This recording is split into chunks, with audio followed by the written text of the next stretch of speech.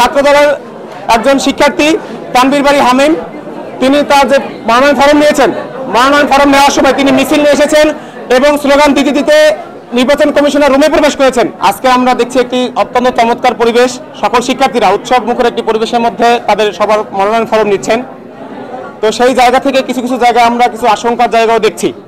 বিশেষ করে আমরা এটা বিশ্বাস করতে চাই যে এতদিন পরে ডাকসু নির্বাচন হচ্ছে, সেখানে ডাকসু নির্বাচনের কমিশনার যারা আছেন, যারা প্রশাসনে যারা আছেন, তারা যেন অবশ্যই নিরপেক্ষ থাকেন এবং সুন্দরভাবে এটাকে আয়োজন করেন। কিন্তু সেখানে আমরা দেখতে পেয়েছি আজকের দিনে, আপনারা জানেন যে ডাকসুর আচরণবিধির মধ্যে স্পষ্ট উল্লেখ করা আছে কোনো প্রার্থী মনোনয়ন ফরম তোলা কিংবা জমা দেওয়ার সময় তার সাথে 5 জনের বেশি থাকতে পারবে না এবং সে কোনোভাবেই কোনো স্লোগান কিংবা কোনো মিছিল নিয়ে সে যাতায়াত করতে পারবে না। তো সেই জায়গা থেকে আমরা দেখেছি আজকে ছাত্রদলের একজন শিক্ষার্থী তানভীর বাড়ি হামিম, তিনি তার যে মনোনয়ন ফরম নিয়েছেন, মনোনয়ন ফরম নেওয়ার সময় তিনি মিছিল নিয়ে এসেছেন এবং স্লোগান দিতে দিতে নির্বাচন কমিশনের রুমে প্রবেশ করেছেন। তাৎক্ষণিক আমরা কমিশনারকে সেটা জানানোর পরে কমিশনার জুনিয়রদেরকে পাঠিয়ে দিয়ে কোনোভাবে তাকে থামিয়ে দিয়েছে, কিন্তু এটা স্পষ্ট আচরণবিধি লঙ্ঘন হওয়া সত্ত্বেও তাদের বিরুদ্ধে এখন পর্যন্ত কোনো অ্যাকশন নির্বাচন কমিশন নেয়নি। সেজন্য আমরা অপেক্ষায় আছি। আমরা আশা রাখতে চাই যেহেতু স্পষ্ট আচরণবিধি লঙ্ঘন করেছে, সেখানে নির্বাচন কমিশন কি উদ্যোগ নেয় আমরা সেটা দেখার অপেক্ষা আছি।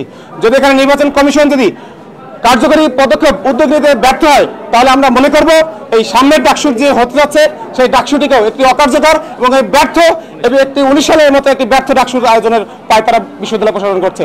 সেই জায়গা থেকে আমরা অপেক্ষা আছি। আমরা দেখব যারা আচরণবিধি স্পষ্টভাবে একদম কমিশনের রুমের সামনে বসে যারা আচরণবিধি লঙ্ঘন করেছে তাদের ব্যাপারে কমিশন কি পদক্ষেপ নেয় সেটা আমরা দেখছি। আমরা এই ধরনের পেশি শক্তির যে প্রবণতা, এই ধরনের আচরণবিধি লঙ্ঘনের যে ধৃষ্টতা, এই বিষয়গুলো নিয়ে আমরা আশঙ্কা আছি, ডাকসু নিয়ে আমরা আশঙ্কা আছি। আমরা আশা করব বিশ্ববিদ্যালয়ের প্রশাসন কার্যকরী ভূমিকা পালন করবে। আমরা আপনাদেরও সহযোগিতামূলক ভূমিকা আমরা আশা করছি এই জায়গা থেকে। এবং আপনারা জানেন ইসলামী ছাত্র আন্দোলন বাংলাদেশ, আমরা 2019 সালের যে ডাকসু নির্বাচন হয়েছিল সেই নির্বাচনে আমরা পূর্ণাঙ্গ প্যানেল দিয়ে অংশগ্রহণ করেছিলাম। আমাদের এই ডাকসু নির্বাচনের ক্ষেত্রেও গত 7ই আগস্ট আমরা পূর্ণাঙ্গ প্যানেল ঘোষণা করেছি। আজকে আমরা মনোনয়ন ফরম তুলেছি এবং বিশ্ববিদ্যালয়ের সার্বিক স্বার্থে, শিক্ষার্থীদের সার্বিক স্বার্থে আরও অন্যান্য বিভিন্ন ধরনের লোককে আমাদের মধ্যে ইনক্লুড করার জন্য আমরা একত্রিত কোয়ালিশনের যে চিন্তা সেটা আমরা এগিয়ে যাচ্ছি। সেজন্য আমরা আগামীকালকে আমাদের পূর্ণাঙ্গ প্যানেলে কে কোন পদে, অথবা আমরা যদি কোয়ালিশনে যাই তখন আমরা কোন ফরম্যাটে যাব সেটা নিয়ে আগামীকালকে আমরা আপনাদেরকে ব্রিফ দিয়ে জানাবো।